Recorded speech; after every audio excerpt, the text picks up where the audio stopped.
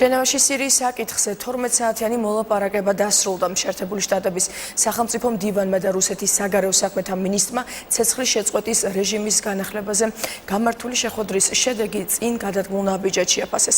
შეხვედრაზე მხარებმა ამერიკელ და რუს სამხედროებს შორის კონტაქტების აქტივიზაციის საკითხი, ტერორისტულ ორგანიზაციებში შემავალი დაჯგუფებების და დამოუკიდებელი ქურთების ინიციატივა განიხილეს.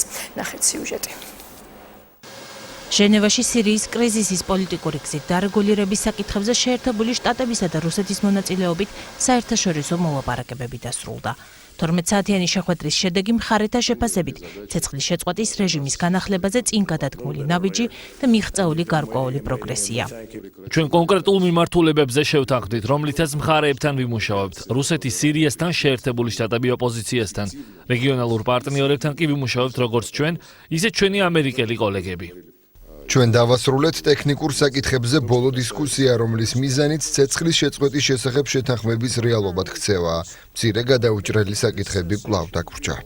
ტექნიკური დეტალების შეთანხმების მიუხედავად დიპლომატები ჟენევაში მოლაპარაკებებს კვლავ განაგრძობენ.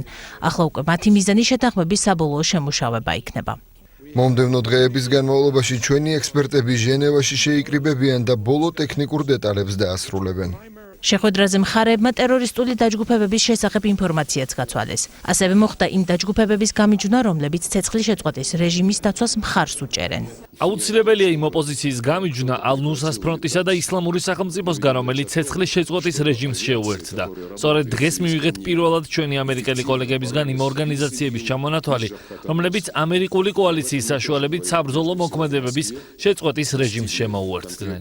მხარეები პოლიტიკური დარეგულირებისთვის ასევე აუცილებლად მიიჩნევენ გაეროს მხარდაჭერით სირიის ხელისუფლებისა და ოპოზიციის წარმომადგენლების შეხვედრას.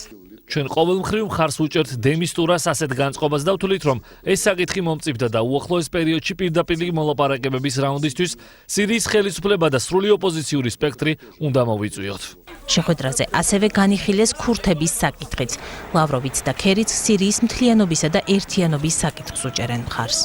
ჩვენ ერთიანი სირიის მომხრე ვართ და მხარს არ უჭერთ დამოუკიდებელი ქურთების ინიციატივას. მოლაპარაკებების პარალელურად სირიის ქალაქ დარაიედან ხელისუფლებასა და ოპოზიციურ ძალებს შორის მიღწეული შეთანხმებით 4 წლიანი ალყის შემდეგ მოსახლეობის ევაკუაცია განხორციელდა. ჰუმანიტარული კრიზისის ზღვარზე მყოფი 5,000-მდე მაცხოვრებელი მთელი ამ წლების განმავლობაში ქალაქში სამთავრობო ძალების მიერ იყო ბლოკირებული. ახლა დარაიეს მაცხოვრებლები ლტოლვილთა ბანაკებში გადაანაწილეს.